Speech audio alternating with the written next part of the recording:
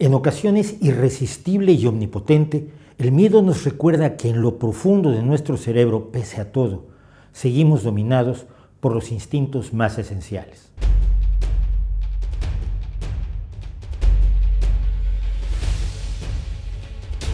Los músculos responsables del movimiento se tensan y los vasos sanguíneos se dilatan para mejorar su irrigación. Los ojos se abren, las pupilas se dilatan, se frunce el ceño, los labios se estiran, hay sudoración, nos concentramos en el objeto de nuestra reacción, aumenta el ritmo respiratorio y cardíaco. Es el miedo. Ante una situación de miedo, primero tratamos de protegernos o escapar. Pero si nos vemos totalmente acorralados o arrinconados, lo más probable es que reaccionemos atacando con desesperada violencia. Y en términos generales, no podemos controlar ninguna de las reacciones que hemos mencionado. La emoción más antigua y más poderosa de la humanidad es el miedo. Y el miedo más antiguo y más poderoso es el miedo a lo desconocido. Así iniciaba Howard Phillips Lovecraft su ensayo El horror en la literatura. Y de miedo sabía mucho el autor, creador del relato materialista de terror, de una mitología original y de numerosas obras que hoy siguen siendo motivo de gozosa angustia por parte de los lectores y de inspiración para escritores y cineastas en todo el mundo. Por supuesto, en 1927, cuando Lovecraft publicó este ensayo, aún no se sabía cómo funcionaba realmente el miedo, pero no deja de llamar la atención que la neurología, la biología evolutiva y la fisiología hayan confirmado que efectivamente el miedo vive en la zona más antigua de nuestro cerebro, el llamado cerebro reptil o sistema límbico, concretamente en las llamadas amígdalas cerebrales. Se trata de dos grupos de neuronas con la forma y el tamaño de una almendra. Amígdala en latín significa precisamente almendra, que se encuentran en lo profundo de los lóbulos temporales mediales, más o menos detrás de nuestros pómulos, a la altura de los oídos, y que en diversas investigaciones se ha demostrado que están a cargo de la memoria emocional y de las respuestas emocionales, principalmente, por supuesto, el miedo.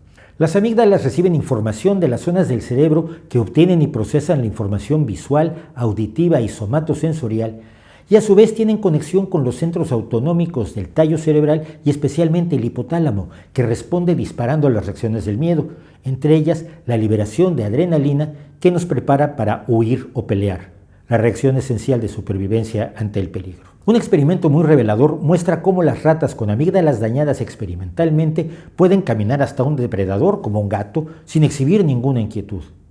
La evolución de los sistemas nerviosos, desde el más simple que exhiben los gusanos como las planarias, hasta los más complejos de los mamíferos y primates más desarrollados, y en particular el humano, muestran lo que podría considerarse solo a modo explicativo como una sucesión de capas en las que las más internas son las más antiguas desde el punto de vista evolutivo y las más externas son las que han aparecido más recientemente en el desarrollo de la vida en nuestro planeta.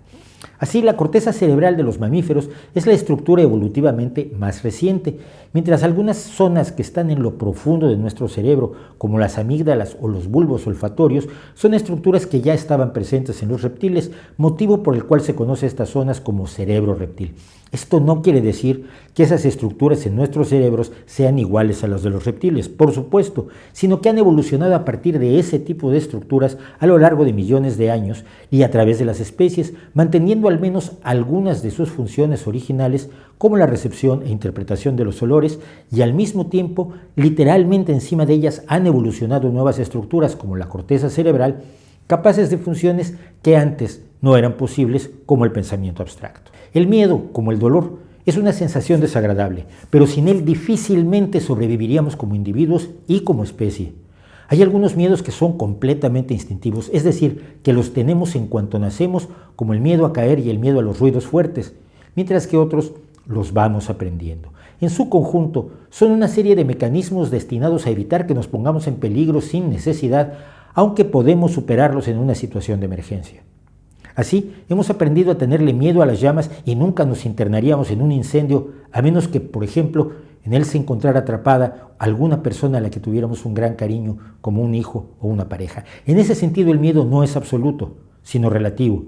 Y en ocasiones parece un cálculo cuidadoso de la relación entre el riesgo que comporta algo y los beneficios que nos puede aportar. Si bien el miedo tiene un valor de supervivencia, favoreciendo la reproducción de los individuos que temen a las cosas genuinamente temibles, Uno de los fenómenos más curiosos es que derivamos cierto placer del miedo y lo buscamos activamente en atracciones de feria, en libros y películas de terror, en videojuegos desafiantes. Se han propuesto dos explicaciones.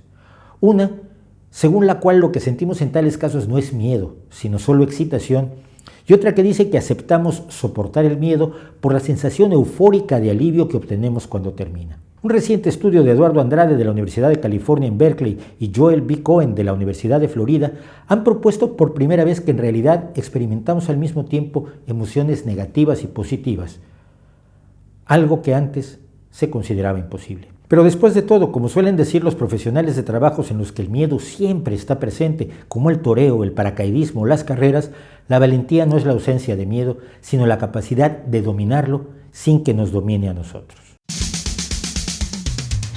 Las fobias son miedos irracionales y paralizantes que, aunque el que las sufre sabe que son irracionales, no puede controlar su reacción. Médicos y psicólogos han dedicado grandes esfuerzos para el combate de las fobias, ya que hasta un 8% de los adultos de los países desarrollados padecen alguna fobia y muchos más afirman tener fobias cuando solo tienen un miedo leve. Hasta ahora, uno de los mejores tratamientos es la exposición sucesiva al estímulo de la fobia. Por ejemplo, exponiendo a una persona con aracnofobia a fotografías de arañas, luego arañas de juguete y así sucesivamente hasta conseguir que puedan tener una tarántula en la mano sin ser víctimas de su fobia.